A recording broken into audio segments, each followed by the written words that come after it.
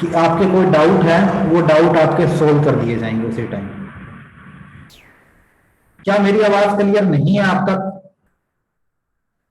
Clear है sir. तो मेरे पास एक कमेंट आया सुमित का कि voice is not clear. Sir आपके पीछे से आवाज आ रही है। शोर आ रहा है सर बहुत सर में। पहले ही था, अभी तो नहीं है। पहले था, हो सकता है कई बार नेटवर्क वगैरह के प्रॉब्लम है ना, उस वजह से आ जाता है, लेकिन नेटवर्क का इशू नहीं है। आपको इतना हो सकता है फैन वगैरह का रहा हो।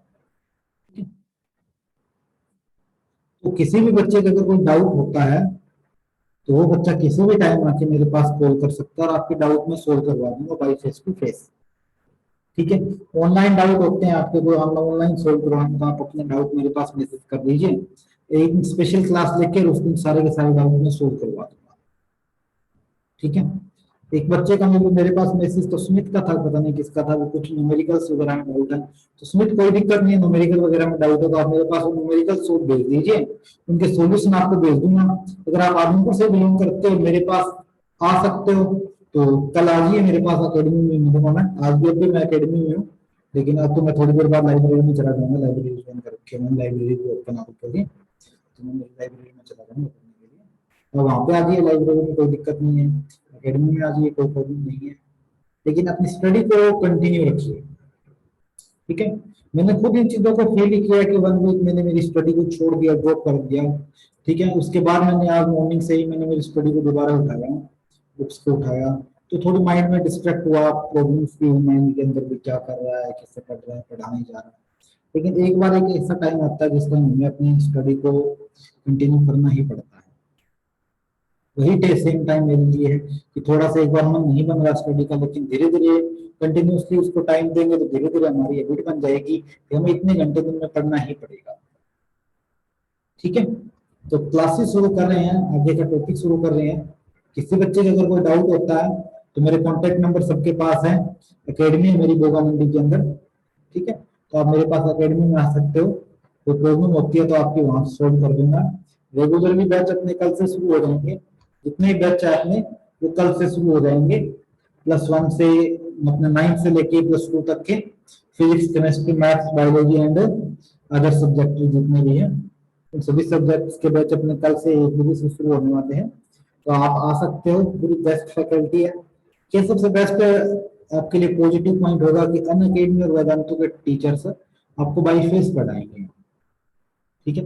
हमारे पास, मेरे पास जितनी फैकल्टी है मेरी अकेडमी के अंदर, उस अकेडमी में कोई ऐसा टीचर नहीं है जो नॉर्मल कहीं से उठाओ, नहीं। एक्सपीरियंस टीचर है, लंबा एक्सपीरियंस है, उनको ऑनलाइन प्लेटफॉर्म पे जुड़े हुए हैं, वो अच्छी खासी पैकेज के साथ जुड़े हुए हैं, क्वालिटी के टीचर्स फेस करते हैं बच्चों को। तो एक बार कम से कम डेमो लेके जरूर देखिए। 1 वीक तक तो कोई आपकी कोई चार्जेस ले ही नहीं रहे हैं। एक बार आइए, जुड़ के देखिए, अगर किसी बच्चे को डाउट होता है तो उसके बाद में बैठ कर आराम से सोल्व करेंगे। चलिए आगे आते हैं टॉपिक पे, इंस्टेंटेनियस वेलोसिटी या इंस्टेंटेनियस स्पीड।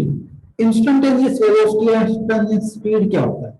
जैसे मैं मेरी बाइक की बात करूं, मैं मेरी बाइक मान लो 40 किलोमीटर पर आवर की स्पीड पे चला रहा एक टाइम में। मान लो, मैंने एग्जांपल ले रहा हूं यहाँ पे,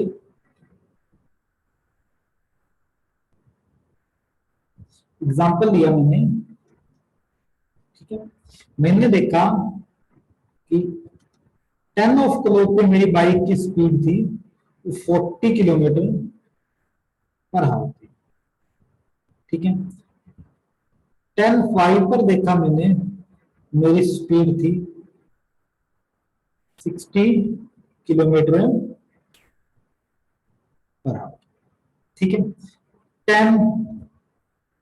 10:30 पे मैंने मेरी बाइक की स्पीड देखी, मेरी बाइक की स्पीड थी 20 किलोमीटर। अब एक टाइम पे मेरी स्पीड इतनी है, मान लो दूसरी बार मैंने देखा 10:01 टाइम पे, 1 मिनट बाद। ठीक है। 45 की स्पीड आ गई मान लो। ये जो स्पीड में फ्लक्चुएशन हुआ है, हमने एवरेज स्पीड की, एवरेज स्पीड निकालनी सीखी हमने। क्या हमारे बाइक का जो मीटर है, स्पीडोमीटर है, क्या वो एवरेज स्पीड मापता है? नहीं। जिस पॉइंट पर हम खड़े हैं, जिस पॉइंट पर हमारी बाइक है अब, उस पॉइंट पर हमारी स्पीड मापेगा, उस पॉइंट की स्पीड मापेगा, वो कहलाती है इंस्टेंटेनियस स्पीड। मतलब एक पॉइंट के ऊपर स्पीड मापना, उस टाइम पे स्पीड मेजर करना क्या कहलाती है? इंस्टेंटेनियस स्पीड कहलाती है। मतलब एक पर्टिकुलर पॉइंट पर ही हमने स्पीड मेजर कर दी, वो हमारी कहलाती है इंस्टेंटेनियस स्पीड। ठीक है, उस चीज को हम बोलेंगे इंस्टेंटेनियस स्पीड। या इसकी डेफिनेशन आप अगर देखोगे, when the time interval selected to the infinitely small than the unknown small then it known as instantaneous speed। मतलब एक पीक पॉइंट ले लिया हमने छोटे से टाइम का, उस पॉइंट के अकॉर्डिंग हमने कोई चीज को निकाला, तो वो हमारी क्या कहलाती है? इंस्टेंटेनियस स्पीड कहलाती है। We can define velocity at a particular instant, a limiting value of average velocity when time interval delta t become instantaneously small or when the time interval delta t approaches to zero। मतलब क्या कि जो velocity है instantaneous है, वो क्या limit है? Delta T tends to zero और डेल्टा एक्स अपॉन में डेल्टा टी, मतलब डिस्टेंस अपॉन में टाइम। ये चीज मैंने लिख रखी है, कोई दिक्कत नहीं आएगी बच्चे, तो मैंने बोली है। ठीक है, चलो मैं लिख देता हूँ, वो चीज मेरी लिखी हुई नहीं है, मैंने सोचा लिख रखा होगा। ठीक है, देखो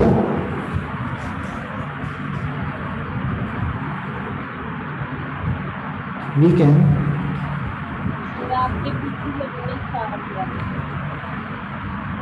ओके, एक मिनट रुको, जस्ट ए मिनट, मैं फैन ऑफ कर देता हूँ।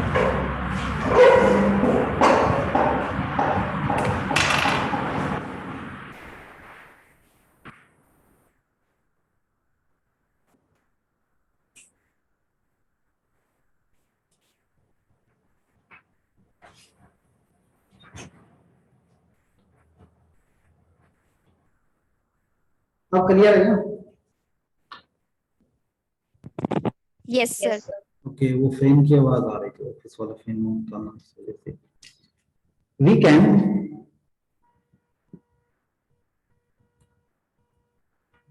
define velocity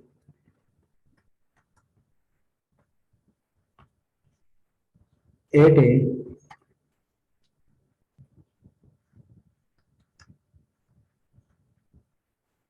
particular point, लिख सकते हो particular point as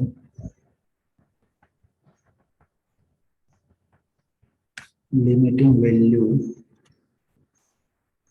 of average velocity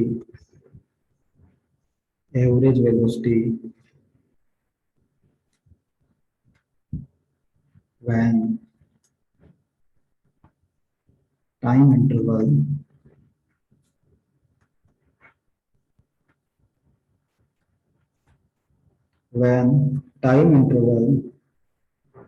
delta t become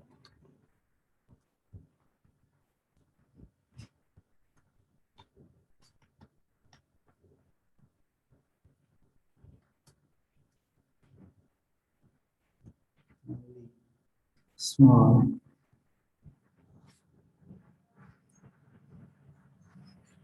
या इसको लिख सकते हो, और delta T tends to zero. ठीक है, limit delta T tends to zero, delta X upon में डेल्टा टी। ये चीज भी लिख सकते हैं, ये चीज भी हम इसमें लिख सकते हैं।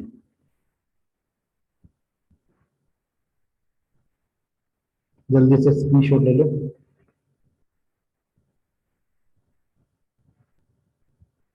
कुछ इसमें इंपॉर्टेंट पॉइंट देगा याद करने के लिए। एग्जामिनर क्या करेगा, आपको क्वेश्चन घुमाएगा, इसमें नोट डालकर एक स्पेशल पॉइंट लिखोगे।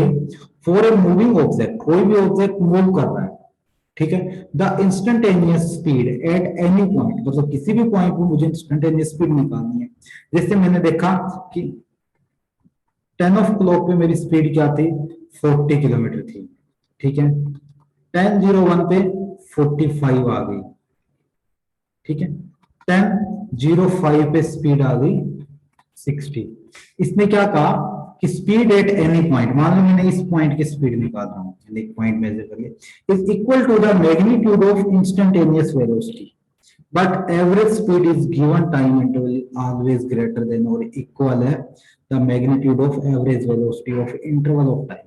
इसने क्या कहा, क्या कहा इसने कि मैग्नीट्यूड दोनों का सेम रहेगा, मैग्नीट्यूड तो ऑलवेज सेम रहेगा। अगर मैं बात करूं कि 45 किलोमीटर पर आवर है, कोई डायरेक्शन नहीं है, कोई डायरेक्शन नहीं है, अगर डायरेक्शन दे देता नॉर्थ टू साउथ तो ये वेलोसिटी हो जाती, लेकिन वेलोसिटी और स्पीड का मैग्नीट्यूड तो सेम है, 45 है, मैग्नीट्यूड तो सेम ही है। इसका मतलब क्या रहेगा कि मैग्नीट्यूड हमारा सेम रहेगा दोनों का, ठीक है, डायरेक्शन हमारी डिफाइन करवाएगा वहां। दूसरी चीज क्या होगी कि एवरेज स्पीड का जो टाइम इंटरवल है वो ऑलवेज ग्रेटर होगा, ठीक है। जो एवरेज स्पीड का जो टाइम इंटरवल है वो ऑलवेज क्या होगा, ग्रेटर होगा या इक्वल हो सकता है magnitude of average velocity that interval, या इक्वल हो सकता है। जाहिर सी बात है, मैंने रिलेशन करवाया है, स्पीड है वो या तो बड़ी होगी या इक्वल होगी किसके, वेलोसिटी के। ये रिलेशन ही तो बोल रहा है, ये इसी रिलेशन के बारे में तो इसने कहा है, ये रिलेशन हमारा ऑलवेज या तो ग्रेटर होगा या फिर हमारा इक्वल होगा, ठीक है मेरे बच्चे, यहां तक क्लियर है ना आपके।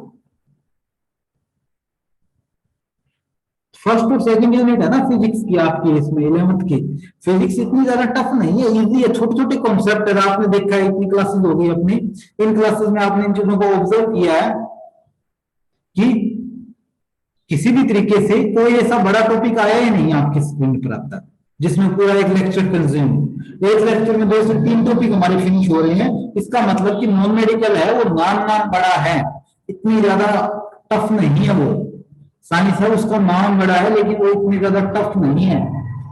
वहम डाला जाता है बच्चों के माइंड में कि साइंस इतनी ज्यादा टफ है, ऐसी है, तो ऐसा कुछ नहीं है बच्चे, ऐसा कुछ भी नहीं है, ठीक है, तो टेंशन मत लो। क्लियर है यहां तक।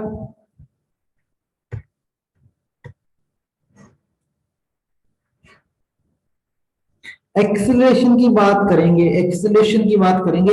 एक्सेलरेशन ये टॉपिक आपने 9th क्लास में कर चुके हो, कोई टफ नहीं है, 9th क्लास में ये टॉपिक कर चुके हो। एक्सेलरेशन क्या होती है, एक्सेलरेशन होती है वेलोसिटी अपॉन में टाइम, ठीक है, वेलोसिटी अपॉन में टाइम। इसकी यूनिट की बात करूं मैं, इसकी यूनिट क्या होगी, इसकी यूनिट की बात करूं, वेलोसिटी की यूनिट क्या होती है, मीटर पर सेकंड, ठीक है, मीटर पर सेकंड होती है, और एक्सेलरेशन के डिवाइड में टाइम हो रहा है, एस हो रहा है, तो इसका मतलब है मीटर इनवर्स है सेकंड स्क्वायर, मतलब ये यूनिट हो सकती है मीटर, ये इसकी क्या होगी, यूनिट होगी। बात आएगी डेफिनेशन, डेफिनेशन आप यहां से बना सकते हो, the rate of change of velocity with respect the time is defined as the acceleration. लिख देता हूं, rate of change of velocity, rate of change of velocity with respect to time, with respect to time defined as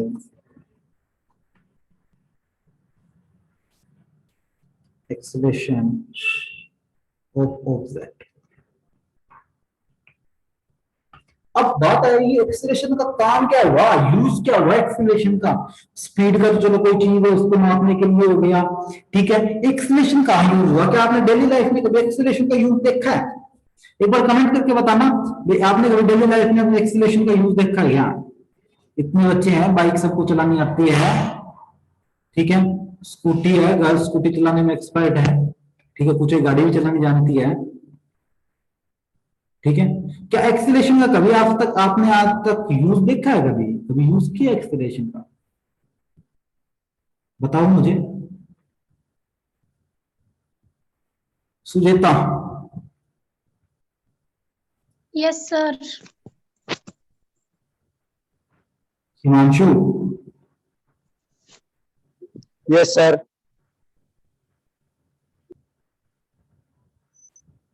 Yogesh,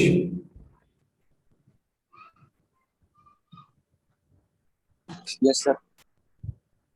Anjali, yes sir. Viska, yes sir. Acceleration का use देखा है कभी? No sir. कभी नहीं देखा। आपने एक्टिवा चलाई है? स्कूटी चलाई होगी, एक्टिवा चलाई होगी आपने, तो उस टाइम आपने क्या देखा कि थोड़े से टाइम में ही वो बहुत ज्यादा स्पीड ले लेती है ना। एक स्मॉल टाइम में स्पीड ले लेती है। चलिए एग्जांपल दूसरा देता हूं। एक तो आपके पास एल्टो गाड़ी है, दूसरी आपके पास फरारी है। एक आपके पास एल्टो, दूसरी फरारी है। आपने देखा कि फरारी ने 5 सेकंड बाद ही उसने 100 किलोमीटर पर आवर की स्पीड ले दी। 100 किलोमीटर प्रति घंटे की स्पीड उसने ले ली। 100 की स्पीड ले ली उसने कुछ सेकंड के अंदर ही। लेकिन वही मारुति की मैं बात करूं, एल्टो 800 की बात करूं, तो उसने क्या किया कि उस स्पीड को लेने के लिए कम से कम 10 से 15 मिनट लगा दिए। उसकी जो पिकअप है ना, उसकी जो पिकअप है, मतलब किसी चीज को थोड़े टाइम के अंदर अपनी स्पीड को इंक्रीज करना, क्या कहलाता है? एक्सीलरेशन कहलाता है। मतलब उसकी पावर वैल्यू ज्यादा है, उसकी पावर ज्यादा है इंजन की। ठीक है, किसी चीज को स्पीड को बूस्ट अप करने के लिए। तो एक्सीलरेशन भी काम क्या करता है? किसी स्पीड को बूस्ट करने के लिए एक्सीलरेशन अपना काम करता है। इसीलिए उसके टाइम में को डिवाइड किया जाता है वेलोसिटी को। ठीक है, वेलोसिटी को टाइम से डिवाइड किया जाता है, इस वजह से एक्सीलरेशन बोला जाता है। आपने फरारी और किसी और गाड़ी का कंपैरिजन कर दो जो एक लो प्राइस में है। ठीक है, क्रेटा का कंपैरिजन कर दो आप एल्टो के साथ, कि उसकी स्पीड है वो कितने कम टाइम के अंदर है हैवी हो जाती है। तो वो चीजें क्या कहलाती है? एक्सीलरेशन कहलाती है। ये डेली लाइफ का यूज होता है। एक बाइक ले लो, ठीक है, और दूसरी स्कूटी ले लो, तो स्कूटी जल्दी अपनी स्पीड को इंक्रीज कर लेती है, लेकिन बाइक जल्दी इंक्रीज नहीं करता। तो वो भी रीजन क्या होता है? एक्सीलरेशन का रीजन होता है। बाइक का एक्सीलरेशन है वो कम होता है, स्कूटी का एक्सीलरेशन क्या होता है? ज्यादा होता है। इस वजह से हमें पता चलता है एक्सीलरेशन क्या काम करता है, या किस तरीके से हमारे डेली लाइफ में यूज होता है एक्सीलरेशन। ठीक है, तो एक्सीलरेशन का फॉर्मूला आपकी स्क्रीन पर मैंने लिखा है। ठीक है, एक्सीलरेशन का फॉर्मूला मैंने ये लिखा है। एग्जाम में ज्यादातर न्यूमेरिकल वगैरह इसी से आते हैं। दूसरा फॉर्मूला और लिख लो एक्सीलरेशन का, एवरेज एक्सीलरेशन का।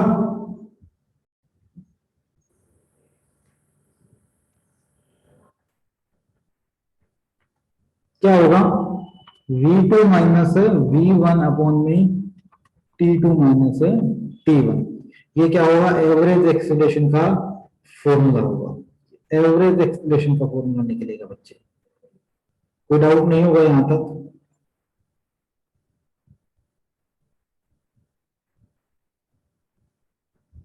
जल्दी से स्क्रीनशॉट ले लो इस चीज का, आगे बढ़ते हैं फिर।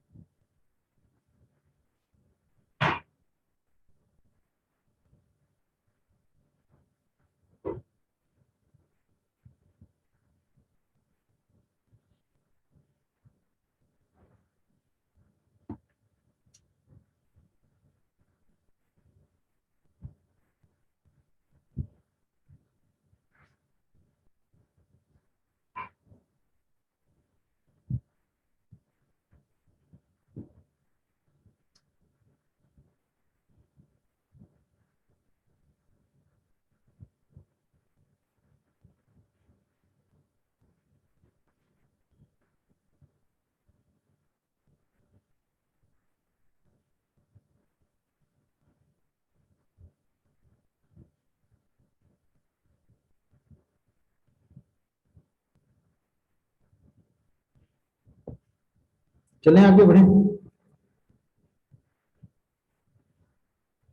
Yes sir. ओके,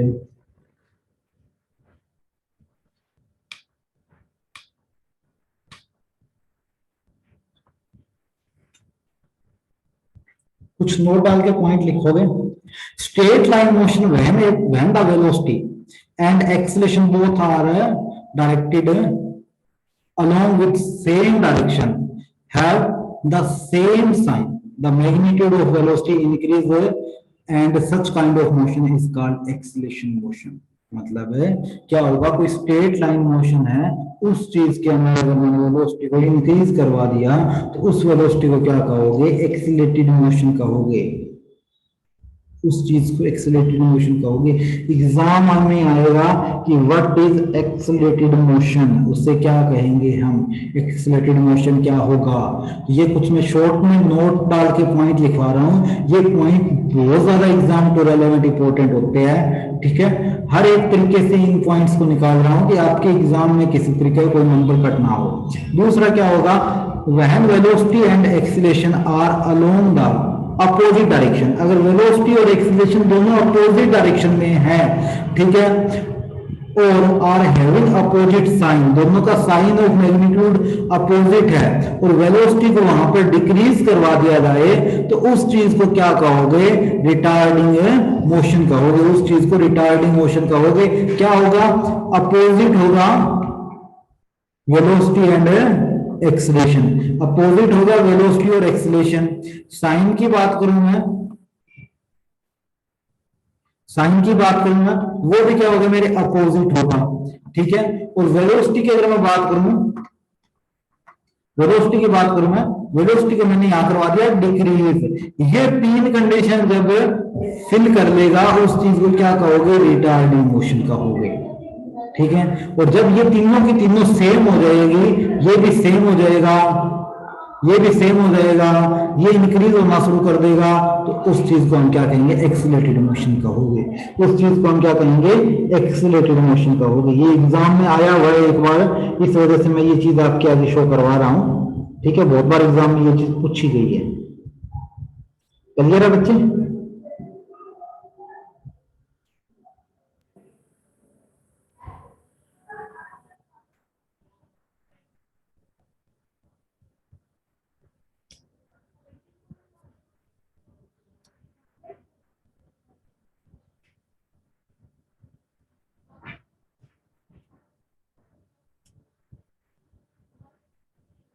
एक न्यूमेरिकल हो जाए छोटा सा,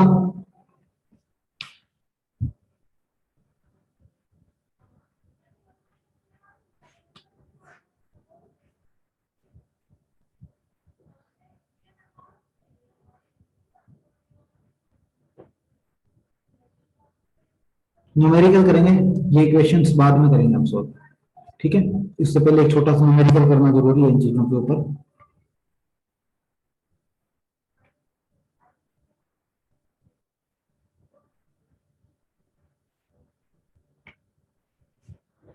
लिखो भाई न्यूमेरिकल, अच्छा सा न्यूमेरिकल लेवल के अकॉर्डिंग है।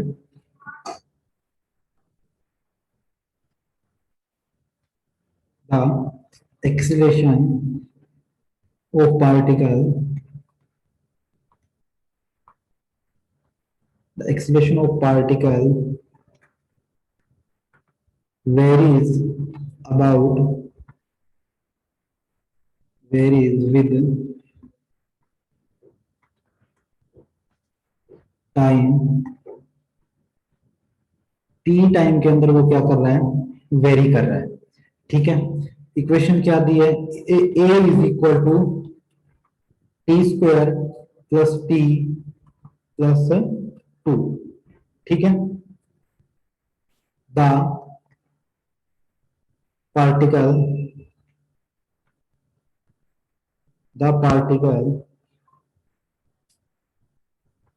start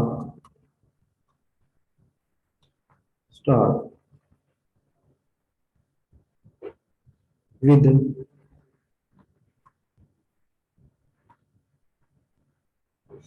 v 3 meter per second at t0, ठीक है। Find velocity of particle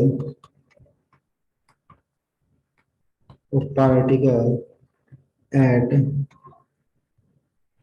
and of t is equal to 5 second, t is equal to 5 second पे वो एंड होगी अपनी वेलोसिटी। 3 सेकेंड उसकी वेलोसिटी है शुरुआत में, और जब टाइम हमारा क्या हो जाए 5 सेकेंड हो जाएगा, उस टाइम पर अपनी क्या होगी वो एंड होगी। तो एक्सेलरेशन फाइंड आउट करना है इसमें मुझे। करो जल्दी से एक्सेलरेशन फाइंड आउट, 2 मिनट का टाइम है आपके पास। अटेंडेंस ले रहा हूं।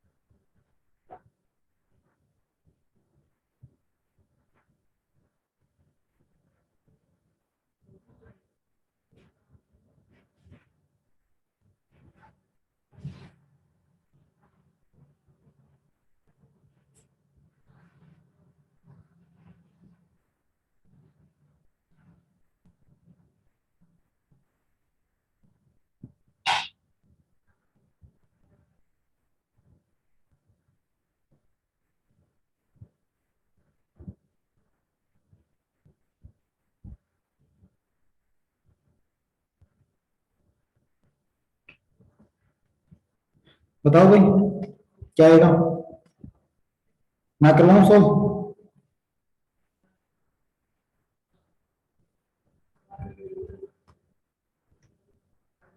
देखो इजी है, कोई टफ नहीं है। ए इज इक्वल टू हमें दे रखा है T square plus T plus 2। Acceleration क्या होता है?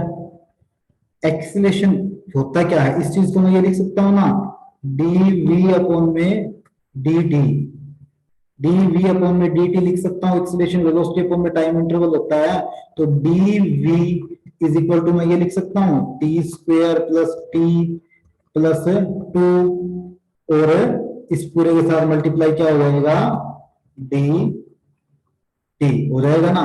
बोथ साइड इंटीग्रेशन कर सकता हूं मैं, क्योंकि डी टी है, करना पड़ेगा।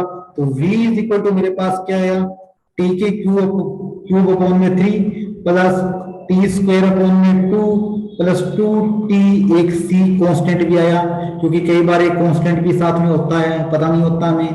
तो क्या आया t, ये इंटीग्रेशन डेरिवेशन मैंने बताया है पहले आपको, फर्स्ट लेक्चर मैंने इसी पे दिया था, ठीक है। तो ये चीज मेरे पास आ चुकी है, ठीक है। हमें गिवन क्या दिया हुआ है, v is equal to 3 metre per second. इसका मतलब ये c की वैल्यू है, c की वैल्यू है, ये मेरे पास कांस्टेंट है। तो c इज इक्वल टू कितना दे रखा है, 3 दे रखा है, ठीक है। और time t is equal to मुझे कितना है, 5 है। तो t इज इक्वल टू मेरे पास 5 है, और c इज इक्वल टू मेरे पास 3 है। तो v की वैल्यू मेरे पास क्या आएगी, v की वैल्यू क्या आएगी, 5 की क्यूब प्लस 3 प्लस 5 की स्क्वायर अपॉन में 2 प्लस 10 प्लस c की वैल्यू कितनी है, 3। सोल्व करोगे क्या आएगा, 125 अपॉन में 3, 25 अपॉन में 2, और ऐड कर दो इनको, ठीक है। ऐड कर दो कितना, 13। एलसीएम वगैरह सोल्व करोगे या इसका पॉइंट बनाओगे, इसका फैक्टराइज करोगे, इसका फैक्टराइज करोगे कितना आएगा, 41.67 प्लस कितना आएगा, 2 4 24, ठीक है। 12 4 2 24, मतलब 12.5 प्लस 13। सबको ऐड कर दो, कितना है मेरे पास, 7 और 5 12, 7 और 5 12, 12 नहीं, 7 और 5 नहीं, इसके पीछे 0 है, ठीक है। तो 7 5 और 6 11, ठीक है। 3 और 1 4, 3 और 1 4, और 5 प्लस 13, वैल्यू क्या है मेरे पास है 67.17 मीटर पर सेकंड आंसर आ गया। इस तरीके के क्वेश्चन मिलेंगे आपको, जल्दी से स्क्रीनशॉट ले लो इसका, क्योंकि ये सेव नहीं होगी पीडीएफ के अंदर, ये एडजस्ट नहीं होगी, अलग स्क्रीन लेके किया हमने। जल्दी से स्क्रीनशॉट ले लो इसका बच्चे। कुछ इस तरीके के न्यूमेरिकल सेंड करूंगा मैं आपके पास, उन न्यूमेरिकल्स को करोगे आप, सोल्व करोगे, ठीक है।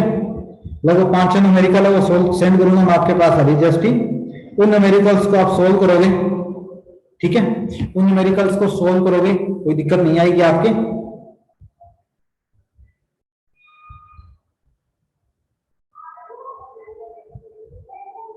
इजी न्यूमेरिकल है, कोई प्रॉब्लम नहीं है। तो क्लास फिनिश होने वाली है, ठीक है बच्चे, क्लास फिनिश होने वाली है, ऑटोमेटिक कभी भी हो जाएगी, तो अपना ख्याल रखिए, ठीक है। बहुत बहुत धन्यवाद आपका, थैंक यू एवरीवन जो आपने इतना कोऑपरेट किया मेरे लिए।